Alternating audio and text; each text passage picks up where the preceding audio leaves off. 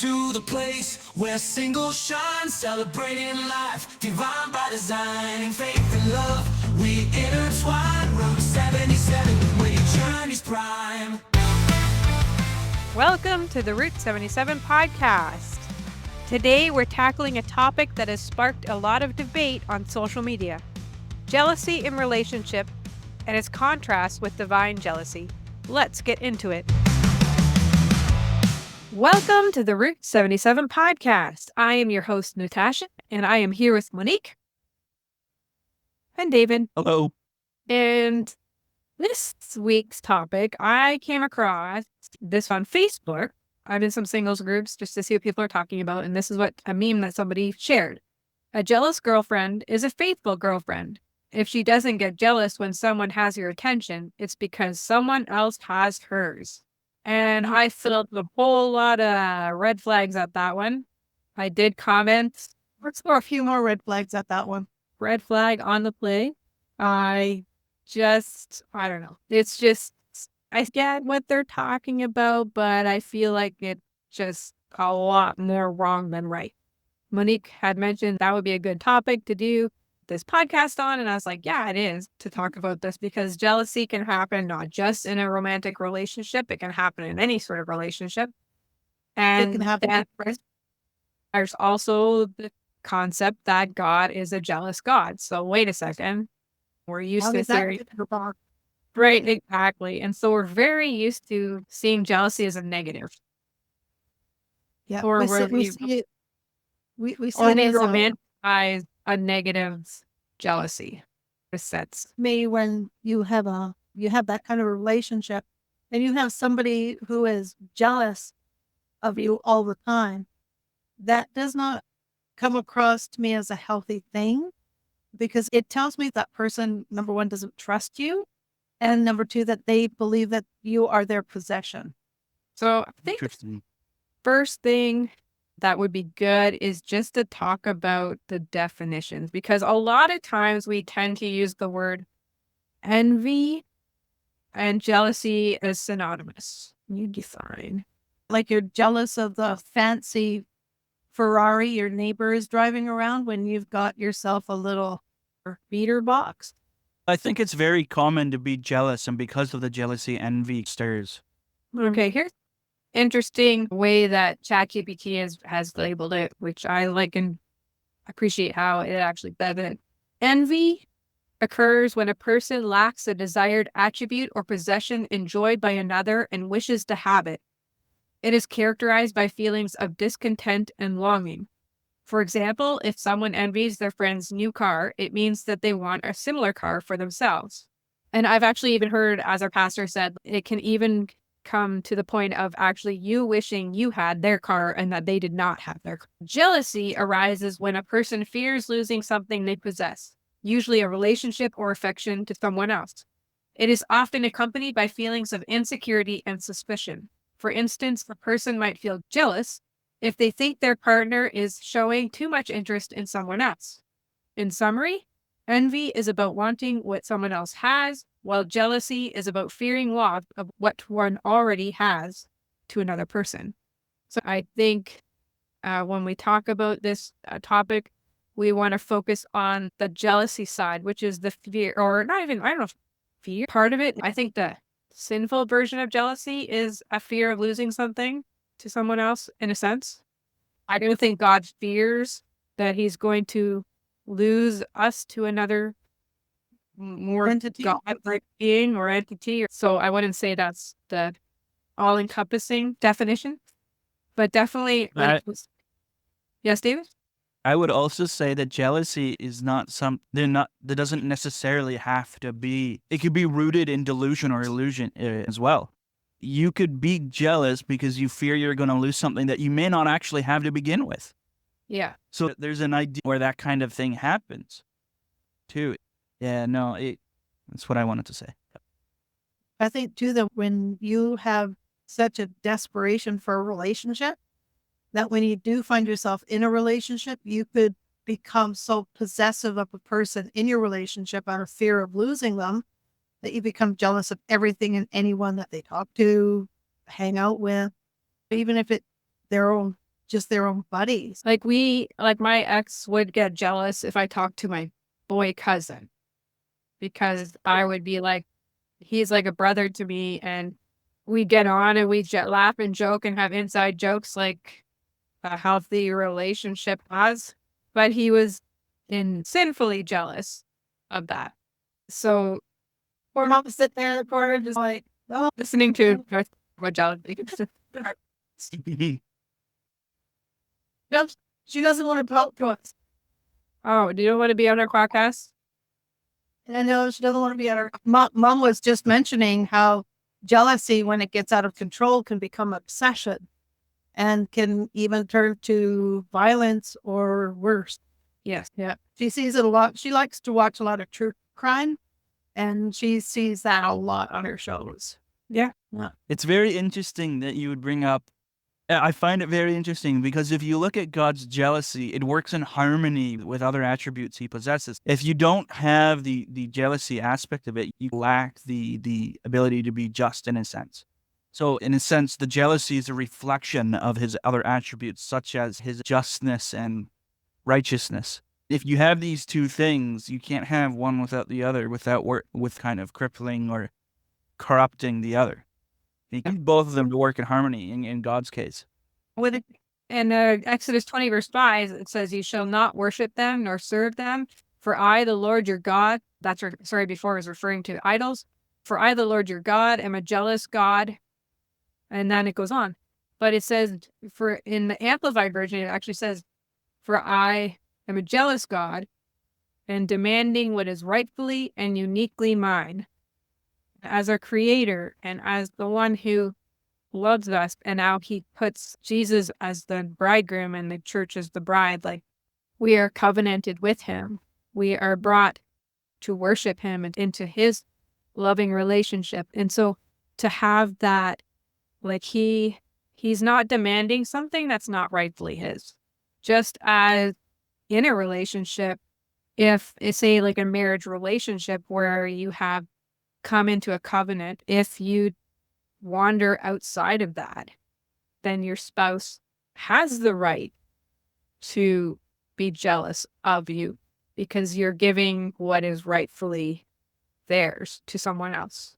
Sorry, you're going to have to clarify that because, again, this probably goes back to the episodes we talked about love and the levels of love, etc. too, right?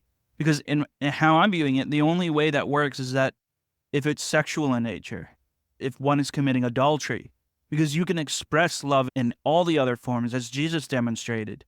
But you can even give things that are uniquely like your spouse's. Like, what if or should be uniquely your spouse's? Your even affection can be part of it, but also time, money, energy that you take away from your marriage and you give to outside that's not an appropriate way, which tends to be more like you're saying a sexualized nature in a sense. But again, you have to clarify because Jesus also teaches to give all your wealth away to follow him, right? So you also have to then clarify, what do you mean by like time and money? Because doesn't Jesus ask us to give all our money away and all our time to him? Yes, So but we're also told to give what we are to give to our spouse, like what is between us, and that does come down to sexually, but I think it also includes like because marriage is more than sex. Children can be jealous of their father's time. Pastor Justin mentioned this in his sermon time before last or something like that, where he was sitting on the couch on his phone on his day off, and his daughter was trying to get his attention, and it took her some time before she got his attention, and he realized what he was doing, and she was jealous for his time. And But her jealousy was not a bad jealousy. But you can exhibit the same jealousy to a friend. So I don't understand how that's specifically for a marriage. That's what Using it as an Natasha was example. getting at, wasn't it? It was specifically designed for a husband and wife. No, I think she but- was just using that as an example. yeah, like parts of it are like your time, I think, can be expected as a spouse. And I don't mean every single moment of every single day, but I think as a spouse, like as a wife, you expect a certain amount of time dedicated to you as from your husband, and then your husband can expect a certain amount of time dedicated to him as a wife. Like if you there's so many times when you see that there might be wives who say, my husband just spends all his time working. He doesn't ever spend time with me. It's just working. Or a husband might say, my wife spends all her time with the children. I don't exist. And then there But are you can, women who unhealthily do that, and there are men or women can either way can do it unhealthily in a way like that, where you're actually giving away what rightfully belongs to another person. okay, And okay. then I'm having a, yeah. And Sorry, you've I'm had just that having a hard experience. time. I'm just having a hard time like connecting the two because you can exhibit the same kind of thing to a friend Yeah. or to your family members. Yes. So that isn't exclusive It to isn't. that of a marriage. Like Monique and I as a friend, like we don't have an expectation of time given to one another, the same as a No, husband and but I have known friends who have done that, who have specifically expected, and you see it a lot when it happens with best friends, where they say you can only have one best friend and you can't have any others. And then you get that expectation, like you're talking to other friends, but you're not allowed because you're my friend, not there. So or your that, yeah, it can be Yeah, negative. but I think that made my point, Monique. yeah, That It- isn't that it's- that it's- whatever Natasha was saying isn't exclusive to marriage. No. Because if you have two best friends, both of them expect this amount of time from you. They get jealous of the time. From what I'm trying to get from Natasha is that when she says something like what you just said, and then explicitly relates it to marriage, that means it's exclusively to marriage. You shouldn't be able to take that and apply it to like other relationships. Otherwise, it's not exclusive to marriage alone. So my understanding is I'm going off the Bible where it is written or it says that marriage is a union of two people, but it was specifically to help one come over lust, right? Because you can express the same amount of love to other people that aren't your spouse, as Jesus demonstrated when he sacrificed himself on the cross, because that's the ultimate thing is that sacrifice, right? So if you do base that off, then all you have really left is a sexual nature.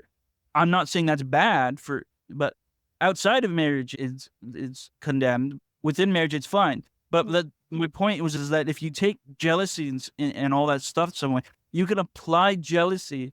There has to be a scenario where jealousy becomes exclusively marriage related. Like you cannot express this kind of jealousy outside of marriage to someone else. it would be maybe in the case of adultery, like Natasha experienced that with. So that's my point. So if you want to look at jealousy with someone being single and someone being in a relationship or marriage, that jealousy is going to be exclusively to the idea of adultery. Or giving one's affections in whatever way. But it has to be no. But would that really be considered jealousy, or would that be something more along the lines of prayer? But it's that the person who is I think jealousy at its definition of Natasha did earlier, where it's something that you had but then you lost, then you become jealous of that. That intimate relationship where you had with your partner, that's sexual in nature, if you lose that and that's now given to someone else, then that's jealousy because you had that one-to-one thing and then now you don't.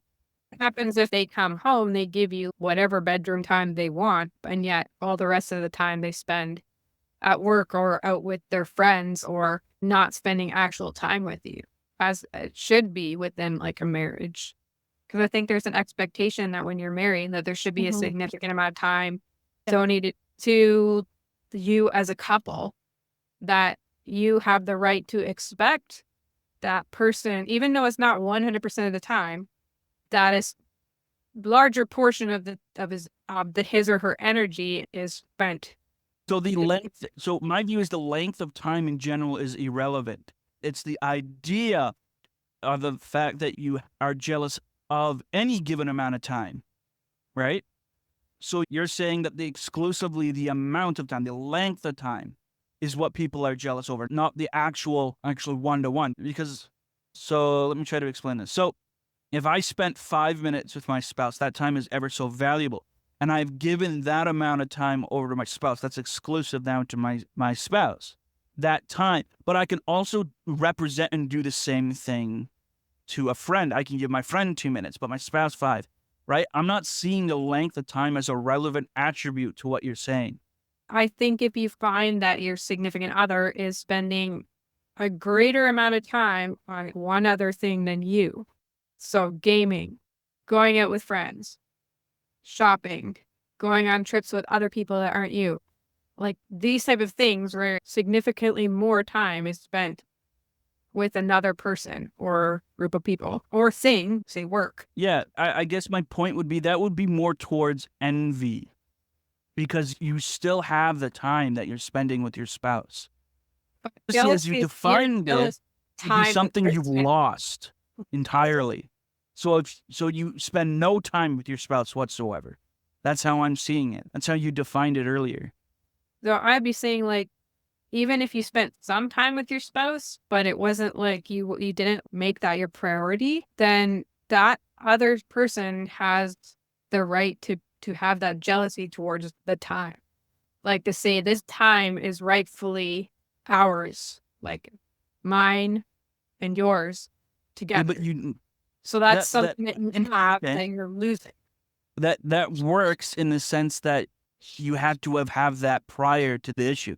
So, for example, Monique, you would have to have spent 5 hours with your husband, and then a year later, you're spending only 3 hours. That works because you've lost the 2 hours, but you had that before. If you didn't have that to begin with, if you only ever spent, then that would be envy because you're wanting something that you never had before. I know some wives because I work with people. And we had this kind of conversation because I think one of the coworkers, his girlfriend was all upset because he was going off and spending time with his buddies and wouldn't pick her up and take her with him. My coworker was saying, geez, if my husband said that he was going camping for a couple of weeks with his buddies, I'd be going, bye, have fun, because now I get the house all to myself. When it comes to the time spent with a person, regardless of whether it's a spouse or a friend or a family member, it's what are you doing in that time? Because like with Pastor Justin was spending time, he was at home, he was spending time with his family, but he was on his phone. He was scrolling through his phone. And is that how you're spending your time? That's when all you do is spend time on your phone. You never talk to me. You never sit with me. You never do anything. And that with so many people. And that's what one of the differences is too, like, we're never told envy is a positive trait in the Bible, firstly. And also, I think envy is more like you want something that someone else rightfully has. Okay? So you're not jealousy. It's something that was rightfully yours, but is taken away. Say you got married and whatever reason. That would be healthy jealousy, though. Yeah, that's what I mean. Like, we're never told that envy is a healthy thing. We're told not to covet, not to envy. I think those can be used synonymously. But I think if you got married and the person that you married never really embraced the fact that they're married and still continued on like they were single, so spent the same amount of time with friends, same amount of time gaming, same amount of time at work, like it never actually. And you can't, I think that spouse has the right to say that they're jealous because they're not receiving the thing that is rightfully theirs, which is a certain portion of time that should be expected within a marriage. They didn't need to ever experience that prior in order to feel jealous for it. Like it just. And you don't think those kind of behaviors would exhibit themselves prior to the marriage relationship? If you're dating with somebody for a long enough period of time, you should be able to determine what their character is and whether their time would be so badly divided between you and their. Yeah, like there should be red flags that we're looking at. If you never had that within your marriage, You can't sit here, oh, same as it was from the day we got married, so I can't be jealous of his time. You can't, it would be the same thing. What if he or she was making affectionate things with other people, like kissing and hugging, and then being like, they never did it to me any more than it is now, so I have no right to be jealous. It's just, I think I know we're really focusing on marriage, but I think that's because it's one of the more difficult ones once there's red flags and to deal with because of the vows that have been taken, as opposed to if you're working with somebody and it becomes up a thing, you can create a easier way to navigate that. Even within friendships, you can't get sucked into it and but anyway, but I think there's a certain expectation of, like, your children should expect a certain amount of your time. Yeah, but that isn't jealousy as you defined it, right? Something that you're losing that's rightfully yours. Yeah, but you never had it. Okay, but you're going to have to redefine what you mean by jealousy then. Because what you're defining jealousy as is if I have something and then I lost something that my spouse has. Like my spouse and I, for example, went on, say, a date every Friday night, right? So I had that experience. I'm going on date, and then all of a sudden that stops, and then every Friday your spouse goes off to be with his friends instead, right? So you've had something with your spouse, and then you no longer have that. That is jealousy. That's how you were defining jealousy. So if that's not what you mean by jealousy, then you have to redefine what you mean by jealousy, because what you're explaining now doesn't make sense within that definition of jealousy, because you have to have lost something that you've had. And if you've never had it, then I cannot honestly think what that would be, but I don't think it would be jealousy. I think it would be something else. I think jealousy covers a lot of different areas, though, and not just if you've had something and then you've lost it, because it can also be like the child wanting to have the time with the parent, but the parent not giving that time, rather doing their own thing and leaving the child to their own devices. The child will feel that disappointment and then the jealousy for the time. But there's also Saul and David. That's a different type of jealousy there as well. But then again, too, maybe Saul felt that the attention that he was getting, he lost to David, and then that became extreme jealousy, which turned into something a little bit worse, to where he was constantly going after David's life. Yep, but if you look at, my point is that if you look at Saul and David, and I have this in my notes, is that Saul had the respect and praise of the people of his nation. Yeah. What Saul became jealous of was when David came to power and the people gave David that. So Saul had it, he had that fame, he had that praise, but then it was given to David and not Saul. So that's what Natasha was doing. That fits in the definition of jealousy that Natasha defined. I just think that because jealousy can include the things that should rightfully be yours, even if you've never experienced it. What if you got married and from the point of marriage, you didn't pick a good one and the person never slept with you, but then went and slept with other people? Was it just because you never experienced them sleeping with you that you cannot be jealous of the fact that should be reserved for you and that was rightfully yours? So I think it has a lot to do with what is rightfully yours. That's why God is a jealous God, not because he once had all of our adoration and worship and everything, and then suddenly has lost it. It's because it's rightfully his, regardless of it. It's not that he has lost it, but that the jealousy is more like it's something that should be yours. And it might have been lost to you in a sense from the very beginning or the first moment. And I think God's jealousy is more of a protection thing, because he knows that these false idols and stuff are useless and that they're just bits of stone and wood and clay and whatever, but they have no personality. They had no life to them. And by giving your adoration to fake things is going to harm you in the end. So his, you are to worship me alone because I am the one who created you and I am the living God and these are fake gods. And why would you follow them when they can't give you anything rather than me who can do yes. So I think that's where, his jealousy is more of I'm trying to protect you from harming yourself. That's God's jealousy, right? Yes. That's what you're. Yeah. Okay. So one of the interesting things too, I think the way you were describing jealousy, Natasha, kind of has a two-way streak here. It affects yourself for one, and I think that brings in selfishness as well, and then it affects the other person. Now, if you look at Paul for the Corinthian church, Paul expresses a correct form of jealousy, what he calls I don't know if he calls it. Oh yeah, he does. Look at that. So he calls it a godly jealousy. So it's something that doesn't benefit Paul at all within his current life. But he expresses jealousy as a deep concern for spiritual purity and faithfulness for the Corinthian believers, right?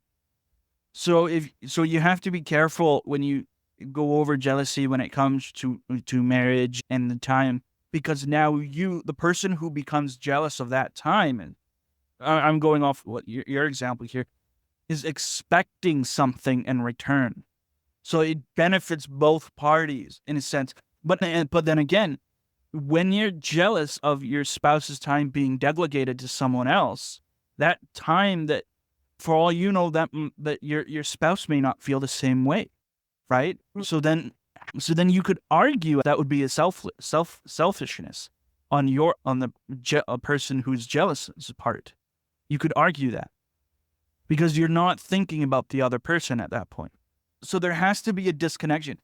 And I think if you want to describe jealousy in the modern term, the modern definition, you nailed it directly on the head. But I think Jesus and I think God provides, and then Paul provides a perfect example of what righteous or godly jealousy would look like. I think one of the interesting things in Saul and David's journey through all of this, and we see Saul showing the sinful jealousy through it, is actually, if you look at Jonathan, like he could have shown a jealousy to David in a sense where essentially he was to be the next king. Like it would have rightfully, in a sense, been his place. And yet he didn't take it that way. He saw it as God's right to choose who would be on the throne, and was willing to not only accept it, but embrace it. And like you said, Monique, it's a righteous jealousy is a defensive one. It defends people. It doesn't attack like Saul attacked with a spear. But Jonathan defended David over and over and over again. And so like he showed, I think, a godly jealousy towards God. Like God deserving what was rightfully his, and that was to be the ruler over Israel and to judge who would be the king over Israel. Yeah. And to uphold that, what is rightfully God's then was rightfully David's, because God gave it to David. He did. And I think we sometimes forget about Jonathan in a sense. We talk about Jonathan and how he's such a good friend to David, but we don't really understand how good, we don't actually look at how good a friend he was. And I think that's how Paul too is expressing it in that verse in Corinthians that you were talking about, David, is that he is trying to protect them as well by saying you belong to God, because he says that I promised you to one husband, to Christ, so that I might present you as a pure virgin to him. But I am afraid that just as Eve was deceived by the serpent's cunning, your minds may somehow be led astray from your sincere and pure devotion to Christ. So he has that same thing that Jonathan has. I am trying to shake you up here. I'm jealous of you for God's sake, not for my own. And that's, I think, where we get the loss of it from, is that we don't realize that we're jealous for our own loss, but what about God's loss? And I think your example, Natasha, it's a double-edged sword, because that kind of jealousy in a sense, is also self-centered. Mhm. You want the time. So you could lash out, not at your husband, but you can lash out at your friends, at his friends, not your friends, sorry, his friends. So I think when one thinks they feel like a jealousy, you got to really look at where it's centered, because you can exhibit positive jealousy. Again, like Monique, you said, an attribute of jealousy would be the protectiveness, right? You could feel jealous for your husband in regards to like who he's hanging out with. Are they a positive influence on him? Are they easy? Or even from the destructive things that he's doing in his life that's causing. Yeah. So Yeah. you could be jealous like that too, but you got to be very careful. When you start think or want, oh, my husband was spending time with me lots, and then all of a sudden spending more time with his friends. You got to make sure that isn't like a centered jealousy, and you got to see where your jealousy is pointing towards. Is it pointed to the actual time or the actual safety kind of thing? And that's why I think I was listening to this podcast and it was very well done sermon on this. And when he really talks about in that one, which I like, was that it's like, what you got to look at what you're jealous of. And if jealousy should protect something, good jealousy. And you're asking, what are you trying to protect? Are you like protecting your marriage, or are you protecting, I don't know, yourself in the sense of, I want all of their time, or I want whatever I want, as opposed to, because Jonathan could have said, I got to protect myself. I got to protect my right to the throne. He maybe even said, I'm going to protect David so that when he gets to be king, I'm protected, because you're going with the flow of who's going to be in charge. But he was 100% protecting David because he was, one, his friend, and two, he was God's chosen. It wasn't for his own like machinations or political security of just being in the good books of the guy who's going to become king next. Or even to the way that Saul was doing, where he was trying to protect his own right to the throne because he was claiming it as his own. It is mine. You can't have it. And I'm going to put on this throne who I want to put on this throne, not who God wants to put on this throne. And he, to the point where he did everything in his power to try and kill David to his own detriment. Jonathan could have done the same thing. So that's what this guy was pointing out in this one podcast, was that you're either throwing the spear of jealousy or you're using the shield of jealousy, and one is good and one is bad. Right. And so are you trying to protect or are you trying to attack? And those are two very different ideas. And don't use the jealousy of chains either, because that's also like a spear. Because that's another way that jealousy rears its ugly head, where you chain the person up so badly that they have nowhere to go and nothing. They can't do anything. Everything they do is wrong. Everybody they talk to, whether it's male or female, doesn't matter. And the thing is, these people will couch their language in, I'm just trying to protect us. I'm just trying to protect our marriage. I don't want anybody to come between us. And they will use these words.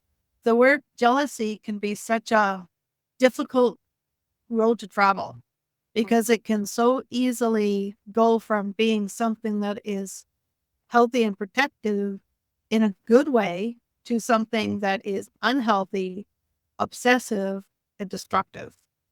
Yeah, that's why I called it a double-edged sword. It can be used for slashing and defending. And that's why it's, no. And I think as human beings who are sinful in nature, that we are always going to be leaning on the side of selfishness and tipping in that direction, even when we have the correct right. Even if you have a right to a person's time or mutually exclusive sexuality or whatnot, you can still use or act in a jealous way that is not right. It's, again, I will quote the Adventures of Odyssey. Rights, wrongs, and reason. We do the right thing for the right reason, the right thing for the wrong reason, a wrong thing for the right reason, or the wrong thing for the wrong reason. And unless you're doing the right thing for the right reason, that's the only right, proper, correct, righteous one. And there's many times we'll do the right thing for the wrong reason, or the wrong for what we believe is the right reason. And even more times than we want to say the wrong thing for the wrong reason. No. But it's hard because already in that example, 3/4 of the things were sinful. Yeah. And we have a tendency to err on the side of sin. Yeah. Well, we do. Yeah. Because that's when you can get your sort of, what do people call it? Like your self-righteous or your crusade. Yeah, I know you're right, but this isn't the right way to go about it. Or the attitude you have is not right. And the other one from our own dear pastor. When you take a good thing, make it a God thing, which turns it into a very bad thing. And that's where the jealousy and I would question the good thing then. I would question if that good thing is good or not. I think it's he's talking about, say, marriage is a good thing, but if you make marriage the idol in your life, then it's not such a good thing. It's not a good thing anymore. and it's not a good Then it's not a good thing. But God created it as a good thing. But we're taking it and we're making it into a bad thing because we put it on the wrong. You put it on the wrong pedestal. Okay. So that's what they're saying. We say, oh, but marriage is a good thing. Children are a good thing. Fill in the blank is a good thing. And if you go in the Bible, yes, all these things are good things, but you can definitely use them and have them in the wrong way. Like I had marriage set on a pedestal on my priority list as the most important thing without really realizing it. I didn't go around going, here's my list. I've got marriage and then I have God. Like I didn't do it on purpose. She didn't go around making sacrifices to her man. Maybe she missed that. I wasn't I wasn't like consciously thinking that, but when I looked back, I saw that I took a good thing, which was marriage, and I made it focal point of my life. And that's the bad. And then God was within his rights to be jealous of what I had created as my most important thing. And we can do that with anything because just because money is a good thing, we need it to pay bills. It's something that God gives us. But if we turn that into an idol where everything is about that, then it's turned into a bad thing. That's what it says, the root of the love of money, not money. It's the root of all sorts of evil. Not all evil, but that's Anything we exalt higher than God is not good. That's why it's so difficult to. This is why he says, I am a jealous God. Yes. Because he the rightful. No. He above any other is the right to be the first, the only. And I don't think I'm going to fight him over that because he's bigger than me. I won't fight him, but yet I will fight him over that. It's proper. Like, believe that, don't we? It's only You can't fight him. That's why most people say he just doesn't exist. yeah. Yes. So that you don't have to engage. Easier to say that than David, you should take a listen to today's message. It's on YouTube. It's really good. no spoilers. I gotta listen to it next week. I'm not giving you any spoilers. I've already given you enough spoilers. I'm 1 week behind. I think that's a good conversation. I think so. We had some really interesting back and forth on that one for sure. Yeah, I like that because our podcast is not about everybody saying the same thing and agreeing 100% on every single thing. It's about talking, having different perspectives, and being able to put back on things and have a conversation. Yes. To why I wanted more than just Monique and I, who tend to have a lot of similarities. Yes, I Thank you, agree with David. you. You're going in. Rule about them. Was finishing each other's sentences. Thank you for being the other side, David. Hi, side. Yeah, we need the guy's Well, perspective. Fine. I think more logically, and I think I don't, but I get the impression I think more logically than more emotionally. Yes. Finally. And I'm jealous of that, David. Just kidding. Yep. So This is our episode on jealousy. Hopefully, we've made you think and look inside. Are you using your spear of jealousy or using a shield of jealousy in a way that would be God honoring? Yeah, let us know. Give us your ideas, what you thought. Find us on Facebook, Instagram, X. Find us on our brand new website, route77.ca. That's ROUTE 77.ca. Check it out. It's live. It's not perfect, but it's live. And we shall see you all here next time. Have a good day. Bye for now. Bye.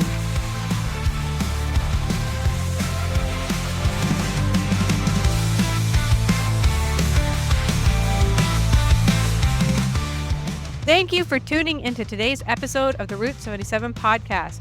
We hope our discussion on the different facets of jealousy has given you some new insights, whether you're single, in a relationship, or somewhere in between. Don't forget to share your thoughts with us on Facebook and Instagram, and check out our website at route77.ca for more content. Until next time, keep seeking the path that leads to wisdom, and remember to live your single life to its fullest.